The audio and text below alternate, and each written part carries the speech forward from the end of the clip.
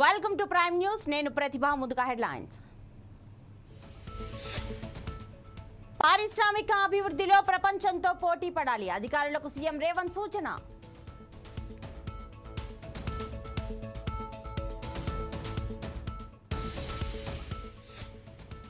చంద్రబాబు ఎక్కడికి వెళ్లారనే దానిపై క్లారిటీ లేదు, చెప్పాల్సిన అవసరం ఉందన్న బొత్స.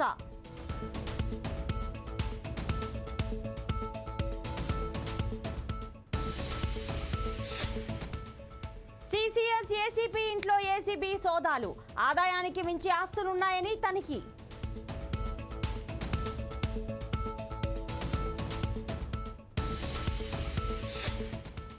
రైతులను కాంగ్రెస్ మోసం చేస్తోందన్న హరీష్, లారీల నుంచి ధాన్యం దించే పరిస్థితి లేదని వ్యాఖ్య.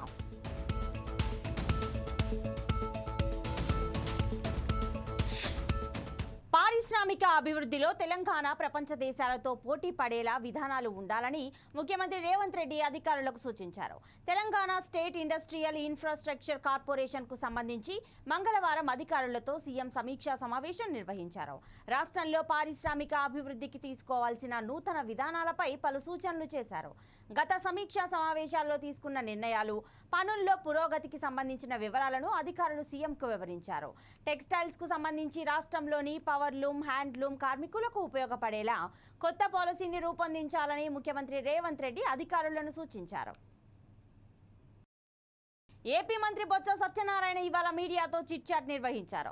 ఈ సందర్భంగా ఆయన మాట్లాడుతూ అధికార విపక్ష నేతలు విదేశాల బాట పట్టడంపై స్పందించారు. చంద్రబాబు ఎక్కడికి వెళ్తున్నాడో చెప్పారా అని ప్రశ్నించారు. చంద్రబాబు ఎందుకు చెప్పకుండా వెళ్లారు, చెబితే వచ్చే ఇబ్బంది ఏంటి అని ఆశ్చర్యం వ్యక్తం చేశారు. ఫలానా ఊరు వెళ్తున్నానని చెబితే నష్టం ఏముందని అన్నారు. రాష్ట్రంలో ప్రధాన ప్రతిపక్ష నాయకుడు, రాష్ట్రంలో ప్రభుత్వాన్ని నడుపుతున్న నాయకుడు ఎక్కడికైనా వెళితే ఆ విషయం చెప్పాల్సిన అవసరం ఉందని బొత్స స్పష్టం చేశారు. ఇంప్రూవ్ చేస్తాం, చూసి మాకు ఒకటి ఇవ్వండి. మీ ఇంట్లో మంచి జరిగితేనే మాకు ఒకటి ఇవ్వండి. ఫినిష్. ఇటువంటిది ఎవరైనా అడిగారు చెప్పండి? ఇంకా అడుగుతారు. ఎప్పుడు అడుగుతారు నుంచి వచ్చే ఎన్నికల్లో ఇక ఈ ట్రెండ్ వస్తుంది. ఈయన ట్రెండ్ సెట్ చేస్తారు. ఈయన జగన్మోహన్ రెడ్డి అనే వ్యక్తి ఒక యూనిక్గా ఒక సిస్టమ్ డెవలప్ చేశాడు. రాష్ట్ర రాజకీయాలకే, దేశ రాజకీయాలకే. ఎవరైనా సరే ఒకసారి ముఖ్యమంత్రి చేస్తే, లేదు ఇంతకుముందు ముఖ్యమంత్రి చేసిన వాళ్ళు అయితే, మేము చేసిన పరిపాలన చూసి, నేను ఉన్న పరిపాలన చూసి, లేదు ఆ పరిపాలన నేను తప్పు జరిగింది, నేను నా మనసు మార్చుకున్నాను. నేను చూసా చంద్రబాబు సార్ చెప్పి మళ్ళీ చీట్ చేశాడు. ఒకసారి రైట్ లైన్లోకి వచ్చాడు. ఏమని, నేను నా తప్పులు నేను తెలుసుకున్నాను, నేను సర్దిద్దుకుంటాను, నాకు ఒక అవసరం ఉంటే ప్రజలు నమ్మారు. నమ్మి తిరిగి మళ్ళీ అగైన్ బ్యాక్ టు హోమ్. మళ్ళీ చీటింగ్ అయిపోయింది. రుణమాఫీ, ఈ మాఫీ, ఆ మాఫీ అన్ని మాటలు ఇచ్చి మోసం చేశాడు. దాంతో కెళ్ళిపెట్టిపోయింది. లేకపోతే ఆ మాటని ఇప్పటికి నెక్స్ట్ గెలిచాడు కదా. నేను మారిపోయానంటే ప్రజలు నమ్మేశారు కదా. కానీ మళ్ళీ చీట్ చేశాడు. ధాన్యం కొనుగోళ్ల విషయంపై మాజీ మంత్రి హరీష్ రావు స్పందించారు. కొనుగోలు కేంద్రాల్లో లారీల నుంచి ధాన్యం దించే పరిస్థితి లేదన్నారు. గోదాముల దగ్గర లారీ డ్రైవర్లు రోజుల తరబడి పడిగాపులు కాస్తున్నారన్నారు. ధాన్యం లోడు దించట్లేదని, లారీ డ్రైవర్లు వడ్ల రవాణాకు వెళ్లడం లేదని హరీష్ రావు చెప్పారు. రైతులకు జీలుగు, జనుము విత్తనాలు కూడా ఇవ్వలేని పరిస్థితిలో ప్రభుత్వం ఉందన్నారు. అన్ని రకాల వడ్లకు 500 బోనస్ ఇవ్వాలని డిమాండ్ చేశారు. మిగతా పంటలకు కూడా బోనస్ ఇవ్వాలని డిమాండ్ చేశారు. రైతు బంధు డబ్బులను జూన్ నెలలోనే వేయాలన్నారు. తడిసిన ధాన్యాన్ని మొలకలు రాకముందే కొనుగోలు చేసి తరలించాలని హరీష్ రావు చెప్పారు. మాత్రమే బోనస్ చెల్లిస్తామని కాంగ్రెస్ ప్రభుత్వం కేబినెట్లో నిర్ణయం తీసుకొని రైతాంగాన్ని దగా చేసింది. కాంగ్రెస్ పార్టీ మేనిఫెస్టోలో అన్ని పంటలకు 500 రూపాయల బోనస్ ఇస్తామని, వడ్లకు 500 రూపాయల బోనస్ ఇస్తామని చెప్పి ఈరోజు సన్న వడ్లకు మాత్రమే బోనస్ చెల్లిస్తామని చెప్పడం ఇది కాంగ్రెస్ పార్టీ మోసానికి పరాకాష్ట. రాష్ట్రంలో 90% పైగా దొడ్డు వడ్లు పండిస్తారని తెలిసి బోనస్ భారాన్ని తప్పించుకునేందుకు కాంగ్రెస్ పార్టీ ఈరోజు కేవలం సన్న వడ్లకు మాత్రమే బోనస్ చెల్లిస్తామని చెప్తా ఉన్నారు. నిన్న మాట్లాడిన మంత్రివర్యులు పొంగులేటి శ్రీనివాసరెడ్డి గారు కానీ, ఈరోజు మాట్లాడినటువంటి ఉప ముఖ్యమంత్రి బట్టి విక్రమార్క గారు కానీ సన్న వడ్లకు మాత్రమే బోనస్ ఇస్తామంటున్నారు. పండని వడ్లకు మీరు బోనస్ ఇచ్చేం లాభము? తెలంగాణలో యాసంగి పంటలో పండేవే దొడ్డు వడ్లు. తెలంగాణలో యాసంగి పంటలో సన్నవడ్లు పండవు. ఎందుకు అంటే యాసంగి పంటలో ఎండ తీవ్రత వల్ల నూకలైతాయి, సగానికి సగం నూకలైతాయి. దొడ్డు వడ్లు అయితే ఏంటంటే బాయిల్డ్ రైస్గా మార్చి ఆ బాయిల్డ్ రైస్ను తినేటువంటి రాష్ట్రాలకు దాన్ని మనం పంపుతూ ఉంటాం. ఇది గత 20-30 ఏళ్ళుగా మన రాష్ట్రంలో ఉన్నటువంటి ప్రాక్టీస్. యాసంగిలో పండేటియే దొడ్డు వడ్లు, ఆ దొడ్డు వడ్లను నూకలైతే కనుక బాయిల్డ్ రైస్ చేసి కేరళ. హైదరాబాద్ సిసిఎస్ ఏసీపీ ఉమామహేశ్వరరావు ఇంట్లో ఏసీబీ సోదాలు నిర్వహించారు. ఆదాయానికి మించి ఆస్తులు కలిగి ఉన్నారని ఆరోపణలు చేశారు. హైదరాబాద్లోని 6 చోట్ల సోదాలు చేశారు. సామితి ఇన్ఫ్రా కేసులో విచారణ అధికారిగా ఉమామహేశ్వరరావు పనిచేశారు. విద్యార్థులు చదువుతో పాటు క్రీడల్లో రాణించాలని, క్రీడలు కూడా దినచర్యలో భాగమని cyber crime DSP Venugopal Reddy అన్నారు. హైదరాబాద్ క్రికెట్ అసోసియేషన్ ఆధ్వర్యంలో ఏర్పాటు చేసిన వేసవి శిక్షణా శిబిరం ముగింపు కార్యక్రమానికి ఆయన ముఖ్య అతిథిగా హాజరయ్యారు. ఈ సందర్భంగా ఆయన క్రీడాకారులను ఉద్దేశించి మాట్లాడుతూ మొబైల్ ఫోన్లకు బానిస అవుతున్నారని, పరిజ్ఞానాన్ని పెంపొందించడానికి ఉపయోగించుకోవాలని ఆయన సూచించారు. క్రీడలను ఒక వృత్తిగా పరిగణించి ప్రతి ఒక్కరూ క్రీడల పట్ల కొంత సమయాన్ని కేటాయించి ఆరోగ్యాన్ని పరిరక్షించుకోవాలని ఆయన అన్నారు. అవకాశం కనుక ఆ రోగాల పాల నుంచి విముక్తి అయినటువంటి మీ అందరూ కూడా నేను అభినందిస్తున్న విషయాన్ని కూడా మరొకసారి తెలియజేసుకున్నా. ఎవరు ఎట్లా సరే మన ఆలోచన అనేటువంటి దాని మీద ఆలోచన చేసుకోవాలి. మనం ఆడదానికంటే ముందు ఒక 5 నిమిషాలు మన మౌనం కూడా నేను అద్భుతంగా ఆడతా, అద్భుతంగా క్యాచ్ పడతా, అద్భుతంగా బౌలింగ్ చేస్తా, అద్భుతంగా బ్యాటింగ్ చేస్తా అనేటువంటి ఆలోచన చేసుకుని నిజంగా చెప్తున్నా కదా, మీరు అద్భుతమైనటువంటి శక్తివంతులయ్యేటువంటి అవకాశం ఉంటుంది. లేకపోతే వాడు మంచిగా ఆడుతున్నాడు, వాడు మంచిగా ఆడొద్దు, వాడు డక్కాడు కావాలంటే వాడు అయితోడు నాకే తెలియదు అని మీరు అయ్యేటువంటి అవకాశం ఉంటుంది. దయచేసి చెప్తున్నా కదా, మిమ్మల్ని మీరు గౌరవించుకునేటువంటి ప్రయత్నం చేయండి, మిమ్మల్ని మీరు ప్రేమించుకునేటువంటి ప్రయత్నం చేయండి, కానీ సాటి వ్యక్తిని కూడా గౌరవించేటువంటి ప్రయత్నం చేయండి. ఆయన కూడా అద్భుతంగా ఆడని నేను కూడా అద్భుతంగా ఆడతా అంటే మా సబ్ కాన్షియస్ మైండ్ మీ లోపల వెళ్ళిపోయి మీరు కూడా అద్భుతంగా ఆడేటువంటి అవకాశం ఉంటుంది. ఆయన సెంచరీ చేయొద్దు, నేనే సెంచరీ చేయాలంటే ఏనాడు నువ్వు సెంచరీ చేయలేవు అనేటువంటి విషయాన్ని కూడా ఈ సభా వేదికగా తెలియజేసుకుంటాం. ఇప్పుడు నాకు రాజేంద్ర అన్న తోటి, శ్రీనాథ్ తోటి ఒక 25-30 ఇయర్స్ నుంచి మంచి రిలేషన్షిప్ ఉంది. ఎక్కడైతే అసోసియేషన్ బలంగా ఉంటుందో అక్కడ ప్లేయర్స్ న్యాచురల్గా డెవలప్ అవుతారు. ఎక్కడైతే బలహీనంగా ఉంటాయో అక్కడ క్రీడాకారులకు సరైన వసతులు లేక, సౌకర్యాలు లేక, కోచింగ్ శిక్షణ శిబిరాలు లేక, వాళ్ళని టోర్నమెంట్స్కు తీసుకెళ్ళలేక ఇబ్బందులు చాలా గురవుతాయి.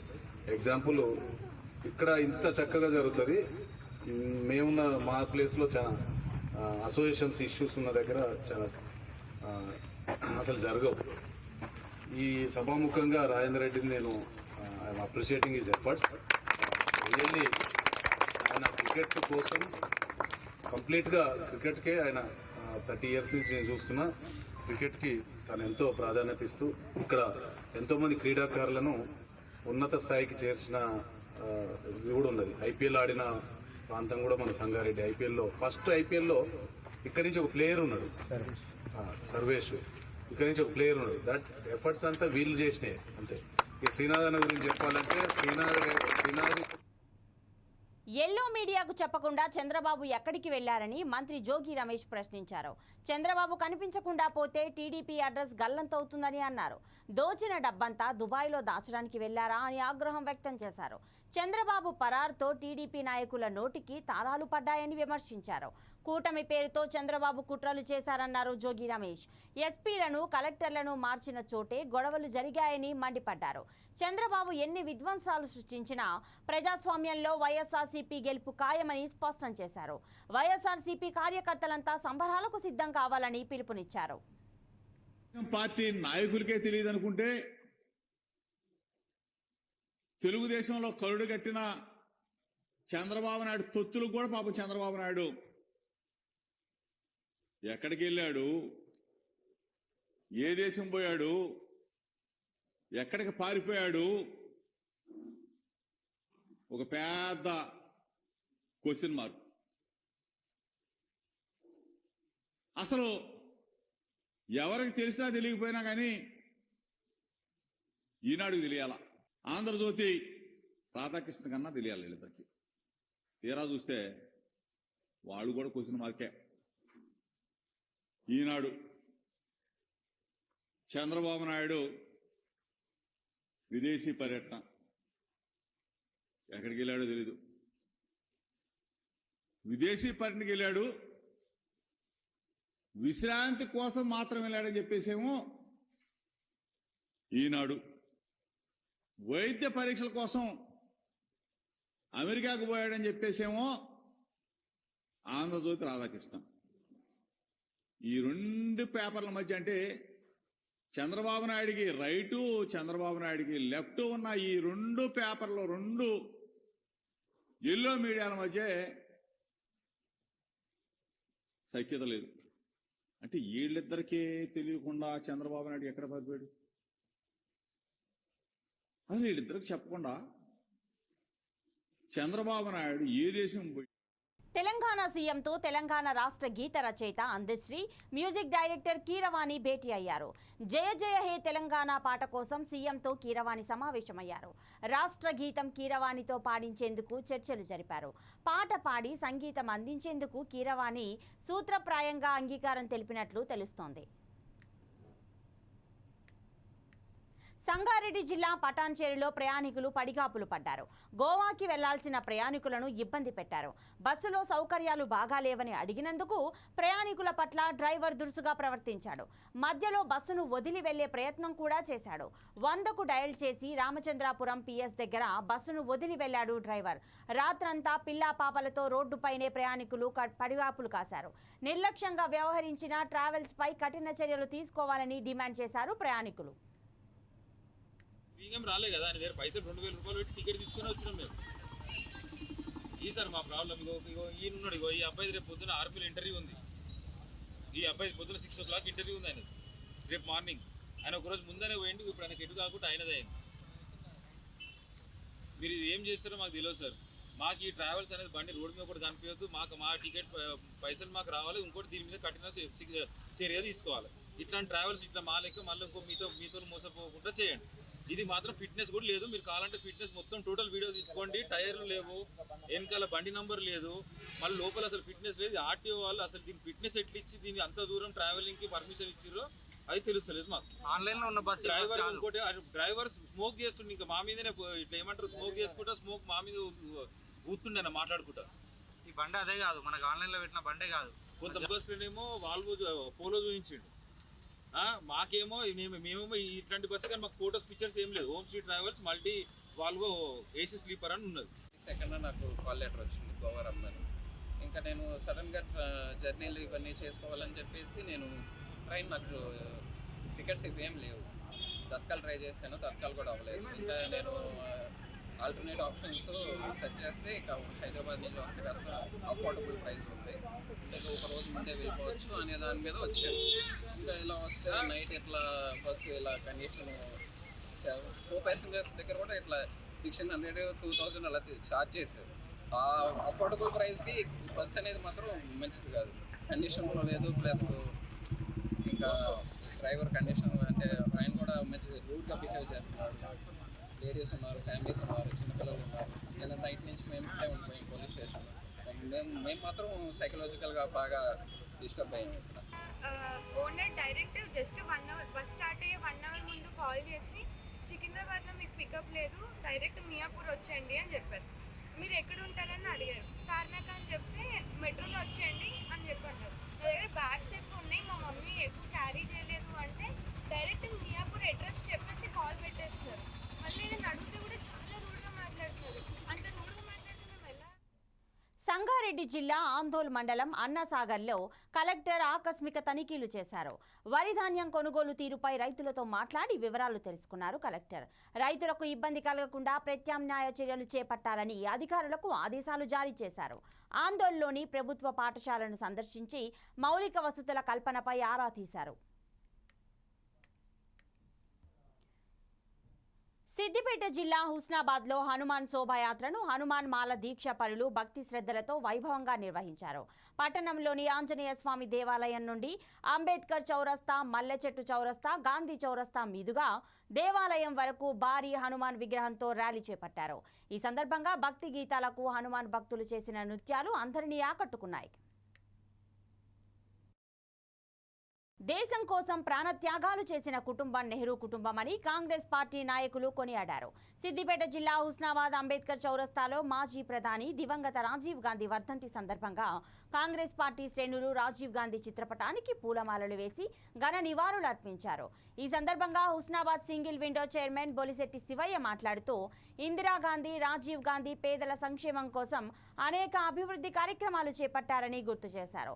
ఇందిరాగాంధీ తదనంతరం దేశ ప్రధానిగా బాధ్యతలు చేపట్టిన యువ నాయకుడు రాజీవ్ గాంధీ అనేక సంస్కరణలు తీసుకొచ్చి దేశ అభివృద్ధికి నాంది పలికాడన్నారు. భారతరత్న రాజీవ్ గాంధీ గారు ఆనాడు ఇందిరాగాంధీ మరణానంతరం యువ నాయకుడు దేశం కోసం వెనకాలకుండా పలు కీలక అంశాల్లో కూడా ముందుండి రాజీవ్ గాంధీ గారు శ్రీలంకలో అక్కడ ఒక యుద్ధ వాతావరణము, శత్రువులు మరి తీవ్రవాదుల చేతుల్లో శ్రీలంకకు మరి మిలిటరీ సహాయం చేయడంలో మరి తమిళనాడులోని పెరంబదూరులో ఎన్నికల ప్రచారంలో మానవ బాంబు పెంచి మరి హతం చేశారు. మరి ఆనాటి నుంచి ఈనాటి వరకు ఇందిరాగాంధీ కానీ, నెహ్రూ కానీ, రాజీవ్ గాంధీ కానీ దేశం కోసం వాళ్ళు ఎన్నో సేవలు అందించారు.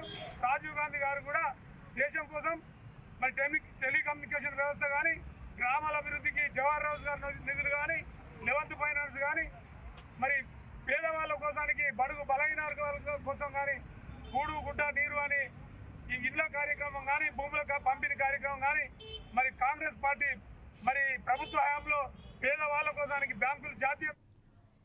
హైదరాబాద్ సిటీలోని పలు హోటళ్లు, సూపర్ మార్కెట్లపై టాస్క్ ఫోర్స్ అధికారులు దాడులు నిర్వహించారు. కాలం చెల్లిన వస్తువుల అమ్మకాలపై అధికారులు సీరియస్ అయ్యారు. రత్నదీప్ సూపర్ మార్కెట్లో నాసి రకం చాక్లెట్లు లభ్యమయ్యాయి. జంబో కింగ్ బర్గర్లో క్వాలిటీ లేని పిజ్జాలను సీజ్ చేశారు. కామత్ హోటల్లో సీల్ లేని టీ పౌడర్ను గుర్తించారు. అంతేకాకుండా షాగ్ హౌస్లో నాసి రకంగా వంటకాలు తయారు చేస్తున్నట్లు కనుగొన్నారు. ఇక కిచెన్ అపరిశుభ్రత, బొద్దింకలను గుర్తించారు. నెల రోజులుగా ఫుడ్ సేఫ్టీ అధికారులు స్పెషల్ డ్రైవ్ నిర్వహించి నిర్ఘాంతపోయే విషయాలు బయటకు తీశారు. శాంపిల్ రిపోర్ట్స్ ఆధారంగా హోటల్స్ పై కఠిన చర్యలు తీసుకుంటామన్నారు అధికారులు. దాదాపు 29 శాంపిల్స్ నిబంధనలకు విరుద్ధంగా గుర్తించినట్లు అధికారులు చెప్పారు. నిజామాబాద్ జిల్లా మార్కెట్ యార్డ్కు ఆమ్చూర్ రాక మొదలైంది. ఉత్తర తెలంగాణ జిల్లాల నుంచి సుమారు 170 బస్తాల పంట వచ్చింది. మామిడి పంట దిగుబడి ఎక్కువగా ఉంది. చాలా చోట్ల గాలివానకు మామిడి రాలిపోయింది. దీంతో ఆ మామిడిని ఆమ్చూర్గా మార్చి మార్కెట్కు తరలించారు రైతులు, వ్యాపారులు. ఇక ఈసారి ఆమ్చూర్కు గిట్టుబాటు ధర లభించడం లేదని ఆవేదన వ్యక్తం చేస్తున్నారు. దీనిపై మరింత సమాచారం మా ప్రతినిధి అందిస్తారు. రాష్ట్రాల్లోనే అతిపెద్ద మార్కెట్గా ఉన్నటువంటి నిజామాబాద్ మార్కెట్ యార్డ్కు ఆమ్చూర్ సంబంధించినటువంటి పంట వస్తూ ఉంది. ఆమ్చూర్ సంబంధించినటువంటి రైతులైతే ఈ మార్కెట్ యార్డ్కు తీసుకొస్తున్న నేపథ్యం కనిపిస్తూ ఉంది. గత ఏడాదితో పోలిస్తే ఈసారి కూడా విపరీతమైనటువంటి వర్షాలు కురవడంతో కూడా పంటకు నష్టం జరిగినట్టుగా కూడా తెలుస్తూ ఉంది. అయితే గతంలో చూసుకుంటే క్వింటాలకు 25,000కు పైగా పలికినటువంటి ఆమ్చూర్ ప్రస్తుతం మాత్రం 17 నుంచి 23,000 వరకు అయితే క్వింటాలకు పలుకుతున్న నేపథ్యం కనిపిస్తుంది. మనము ప్రస్తుతం నిజామాబాద్ మార్కెట్ యార్డ్కి సంబంధించినటువంటి ఇక్కడ పరిస్థితులు ఎలా ఉన్నాయనేది ఒకసారి కనుక చూసినట్టయితే ఇప్పటికే కొనుగోలు సైతం నడుస్తూ ఉంది. అయితే ఈ ఏదైతే ఆమ్చూర్ సంబంధించినటువంటి ఈ పంటకు సంబంధించి రాష్ట్రంలోనే అతిపెద్ద మార్కెట్గా అయితే నిజామాబాద్ ఉన్నటువంటి పరిస్థితి ఉంది. గతంలో ఎప్పుడు చూసినా కూడా ఆమ్చూర్కి ప్రత్యేకమైనటువంటి శ్రద్ధ చూపిస్తూ ఉంటారు. అయితే ఈ ఆమ్చూరు కేవలం ఇక్కడ కాకుండా కూడా విదేశాలకు సైతం ఇక్కడ నుంచి ఎగుమతులు కూడా చేస్తూ ఉంటారు. అయితే చింతపండుకు బదులుగా అయితే ఈ ఆమ్చూర్ను అయితే చాలా విరివిగా అయితే యూరప్ కంట్రీస్ సైతం కూడా వాడుతున్నటువంటి పరిస్థితి ఉంటుంది. అయితే ఇక్కడ రైతుల పరిస్థితి ఎలా ఉంది, కొనుగోలు ఎలా నడుస్తున్నాయి అంశంకు సంబంధించి కొంతమంది రైతులు ఉన్నారు, వారితో మాట్లాడే ప్రయత్నం అయితే ఒకసారి చేద్దాము. కాక చెప్పండి, ఎక్కడి నుంచి మీరు తీసుకొచ్చారు ఈ ఆమ్చూర్ని? అసలు కంటి నుంచి తెచ్చినాం సార్. అందులో ఏం లేదు ఇప్పుడు సద్య నానిపోవడనే దినం నానిపోవడనే సార్. ఎన్ని రోజులు అయింది ఇక్కడికి వచ్చి? 3-4 రోజులు వచ్చి. మీకు ఎకరానికి ఎంత, ఇప్పుడు ఎకరానికి ఒక పంట మామిడికాయలు వేస్తారు కదా, మొత్తం ఈ ఆమ్చూర్ ఎంత వెళ్తుంది అసలు? ఆమ్చూర్ దాని లెక్క రాస్తారు. పైలే మొగలి చెట్లు ఉన్నాయి, పెద్ద చెట్లు, దాని లెక్క. గవర్నమెంట్ చెట్టు కాదు ఇది, గవర్నమెంట్ చెట్టు కాదు సారీ, మన పైలే మొగలి చెట్లు పెట్టినవి ఉన్నాయి. ఎట్లా ఉంది ఇక్కడ మార్కెట్లో పరిస్థితి ఎట్లా ఉంది అసలు? మంచిగా ఉన్నాయి సార్, మంచిగా. ఏం రేట్ వస్తుంది? 30, 35, 15 దాకా ఉన్నాయి. అంటే 15,000 నుంచి స్టార్ట్ అవుతుంది. మీకు ఇంకా అయిందా, మీకు రేట్ అయిందా? ఇంకా కాలేదు సార్. 3 రోజుల నుంచి ఇక్కడే ఉన్నారా? మీరు చెప్పండి, ఎట్లా ఉంది ఇక్కడ పరిస్థితి? ఇక్కడ పరిస్థితి అయితే ఇప్పటికైతే సద్యకు ఏం లేదు. ఈరోజు ధరలు తక్కువ ఉన్నాయి, ఇక రేట్లు కూడా ఎక్కువ వేస్తలేవు. వర్షం బాగా పడుతుంది, మాలంతా తడిసిపోతుంది. ఏం చేస్తాం, అంతా నష్టపోయేది అవుతుంది మాకు. అయితే ఇప్పుడు సద్య లాస్ట్ లోపల ఇప్పుడు మేము మెయిన్ ఇప్పుడు ఏం చేసినా ఇప్పుడు మాకు పెట్టుబడి పెట్టినది వెళ్తలేదు. మేము పెట్టుబడి పెట్టింది కూడా మాకు వెళ్తలేదు ఇప్పుడు సద్యకు. అట్లా అనుకోం. ఇవి ఏం రేట్లు పెట్టాలంటే అదే 15,000, 16,000, 18,000 దాకా ఇట్లా నడుస్తుంది. మంచి మాలు ఉంటే 21,000 దాకా పెడుతురు. అంతకే మించి చెప్పనికేమో 30,000 పోతుంది, 40,000 పోతుంది అని ఇట్లా చెప్తారు. అక్కడ చెప్పుడు ఇట్లా చెప్తారు. ఆడ మేము వచ్చే వరకు కూడా రేట్లు తక్కువ అయిపోతున్నాయి, మాకు ధరలు లేవు. ధరలు చాలా తక్కువ అవుతున్నాయి. ఇవి మేము పెట్టిన దానికన్నా ఇప్పుడు మాకు చెట్లకు పైసలు వెళ్తలేవు మాకు మెయిన్. దాని గురించి ఇప్పుడు ఏం చేస్తాం, ఇప్పుడు మేము ఇట్లా లోకల్ చెట్లు పట్టుకుంటాం. ఒక్కొక్క చెట్టుకు 10,000, 15,000 ఇట్లా చెట్లకు పట్టుకుంటాం. మాకు అలా పట్టిన దానికి ముల్లె కూడా వెళ్తలేదు మాకు మెయిన్. అట్లా ఇప్పుడు ఏం చేస్తాం, ఇప్పుడు ఉల్టా లాస్లో ఉన్నాం ఇప్పుడు మేము. ఇప్పుడు కూలలో కైకులో అంటే అన్ని లెక్క పెడితే ఉల్టా మాకు ఇప్పుడు 1,00,000 రూపాయల మీద పడుతుంది. ఇంకో కొద్దిగా పట్టిన దానికి మొత్తం పట్టుకుంటాము. ఒక్కొక్కటి మొత్తం ఇప్పుడు 4-5 లక్షలది మేము టోటల్ పట్టుకున్నాము. పట్టుకున్న దానికి మాకు ఏంటి అంటే ఇప్పుడు అలా 4-5 లక్షలు ఇడిచేటి 3 లక్షలు కలెక్షన్ ఇస్తలేదు మాకు. వర్షాలు పడి అట్లా రాలిపోతున్నాయి కాయలు, గాలి ఇడిచి వానకు తడిచిపోతున్నాయి. మొత్తం పూరా ఆగమాగం అయిపోతుంది మాకు. ఇప్పుడు ఏం చేస్తాం, అంతా పోయిన దానికి మాకు ఏం మిగులుతలేదు. మీరు ఎక్కడి నుంచి వచ్చారు కాక? మాది వికారాబాద్ మండల్, కులక్సర్ల, వికారాబాద్ తాలూకా, కులక్సర్ల మండల్. ఎక్కడ పోయిన కూడా పట్టుకున్న కూడా రూపాయలు 1,000 రూపాయలు వేయాలి, మొత్తం రాలిపోతున్నాయి. వీడికి వస్తే ఎంత దూరం 365 కిలోమీటర్లు వీడికి మేము రావాలి. అక్కడ ఇక కులక్సర్ల నుంచి వీడికి రానికి అక్కడ ఏమీ లేదు, వేస్ట్. వీడికి వస్తే కూడా 20,000, 18,000, 17,000, 18,000 అంతే. అంత మంచి మాలు ఉంటే కూడా, అంత మంచి మాలు తెస్తే కూడా 15,000, 16,000 వేస్తే ఏం లాభం, మా కిరాయి కూడా వెళ్తలేదు ఇక్కడ. ఇది మొత్తానికి కూడా రైతులు ఏదైతే పంటకు సంబంధించి మామిడి చెట్లను కూడా కౌలుకు తీసుకొని ఇక్కడ వాళ్ళు మొత్తం కూడా ఇది ఆమ్చూర్ చేపట్టి ఇక్కడికి తీసుకొస్తే కూడా ఇక్కడికి వచ్చిన తర్వాత కూడా పంటకి ఏమాత్రం కూడా ధర రావట్లేదు. క్వింటాలకు 14,000, 16,000 మహా ఉంటే కనుక 20,000 పైగా వస్తుంది. కానీ మాకు ఆ కూలీ ఖర్చులు ఏదైతే ఉంటాయో ఇవన్నీ పెట్టుబడికి సంబంధించిన ఖర్చులు కూడా వెళ్ళడం లేదని కూడా రైతులు ఆందోళన అయితే వ్యక్తం చేస్తున్నారు. ఏదేమైనప్పటికీ కూడా తెలుగు రాష్ట్రాల్లో కూడా ఇది పెద్దటి నిజామాబాద్ మార్కెట్ అంటే ఒక పెద్ద మార్కెట్గా అయితే గుర్తింపు ఉంది. ఈ నేపథ్యంలో కూడా రైతులు వివిధ జిల్లాల నుంచి కూడా ఇక్కడికి వస్తారు. ఇక్కడికి వచ్చిన రైతులకు కూడా సౌకర్యాలు కూడా అంతంత మాత్రంగానే ఉన్నాయని వాళ్ళు ఆవేదన వ్యక్తం చేస్తున్నటువంటి పరిస్థితి ఉంది. ఏదేమైనప్పటికీ కూడా వాళ్ళ ధర పెంచాలి, వాళ్ళకు గిట్టుబాటు అయ్యే విధంగా అన్ని రకాల కూడా ప్రభుత్వం ఏర్పాటు చేయాలి, వాళ్ళని ఆదుకోవాలని సైతం కూడా రైతులు కోరుతున్నటువంటి పరిస్థితి ఉంది. ఇది ఇక్కడ ఉన్నటువంటి తాజా పరిస్థితి. కెమెరామెన్ సందీప్తో శ్రీనివాస్, 4 Sides న్యూస్, నిజాం. హుజూరాబాద్ మాజీ మంత్రి బీజేపీ నాయకుడు ఈటల రాజేందర్ కు బీఆర్ఎస్ ఎమ్మెల్యే పాడి కౌశిక్ రెడ్డి రాజకీయ ప్రత్యర్థులన్న విషయం అందరికీ తెలిసిందే. అయితే ఈ రాజకీయ వైరం వారి కుటుంబాలకు పాకింది. ఇటీవల లోక్సభ ఎన్నికల ప్రచారంలో భాగంగా ఈటల కోడలు క్షమిత చేసిన కామెంట్స్ ఈ కుటుంబ వైరాన్ని బయటపెట్టాయి. తనపై తండ్రి కౌశిక్ రెడ్డిపై క్షమిత చేసిన కామెంట్స్ కు అంతే ఘాటుగా రిప్లై ఇచ్చారు పాడి శ్రీనికారెడ్డి. ఆంటీ ఆంటీ అంటూ వరుసగా కలుపుతూనే గట్టిగా ఇచ్చి పడేసింది. నేను స్కూల్కి వెళ్తే ఏంటి, వెళ్ళకపోతే ఏంటి, మీరేమైనా నా ఫీజు కడుతున్నారా, ఎగ్జామ్ రాస్తున్నారా, మా స్కూల్ ప్రిన్సిపల్కు కన్న తల్లిదండ్రులకు లేని ప్రాబ్లం మీకెందుకు అంటూ ఈటల క్షమితకు కౌంటర్ ఇచ్చారు శ్రీనిక. అందరికీ నమస్కారం, నేను మీ శ్రీనికాని. ఇవాళ నేను వీడియో చేయడానికి కారణం ఏంటంటే ఈటల క్షమిత ఆంటీ నా మీద మా డాడీ మీద కామెంట్లు చేయడం జరిగింది. ఆంటీ నాకు డౌట్ ఉంది ఆంటీ, నేను స్కూల్కి పోతేంది పోకపోతే ఏంటి ఆంటీ, మీకేమవుతుంది ఆంటీ? మీరేమైనా ఫీజు కడుతున్నారా, మీరేమైనా ఎగ్జామ్ రాస్తున్నారా, మీరేమైనా ప్రిన్సిపలా? నేను పోయిన లీవ్ లెటర్ నా ప్రిన్సిపల్కి ఇచ్చా, ఆయన యాక్సెప్ట్ చేశారు. మా పేరెంట్స్కి ప్రాబ్లం లేదు, మీకేం ప్రాబ్లం వస్తుంది ఆంటీ? మళ్ళీ మీరు అన్నారు కదా హుజరాబాద్ ప్రజలందరూ చాలా ఫీల్ అవుతున్నారు మామయ్య గారు పోటే లేదంటే. ఆంటీ ఫీల్ అవుతున్నారు అంటున్నారు కదా ఆంటీ, మీకు అసలు హుజరాబాద్ అడ్రస్ తెలుసా ఆంటీ? హుజరాబాద్ ఎట్లుంటుందో అన్న తెలుసా? అసలు హుజరాబాద్ ఎన్నూరు ఉండేదో తెలుసా? సరే అవన్నీ తీసి పక్కన పెట్టండి. హుజరాబాద్ బార్డర్ ఉన్న మీరు టచ్ చేసిండ్రా ఆంటీ? ఆంటీ మీరు కూడా అన్నారు కదా మా మామయ్య గారు చాలాసార్లు హుజరాబాద్లో ఎమ్మెల్యే అయ్యారు, హుజరాబాద్ ప్రజలందరికీ మా మామయ్య గారు చాలా బాగా తెలుసు. మీ మామయ్య గారు చాలా బాగా తెలిసి మా డాడీ పోటేశారా ఆంటీ? ఆంటీ అలానే హుజరాబాద్ అనేది నా ఊరు, మా నాని మా అమ్మమ్మ మా ముత్తాతలు తాతలు అందరు ఉండే ఊరు అదే.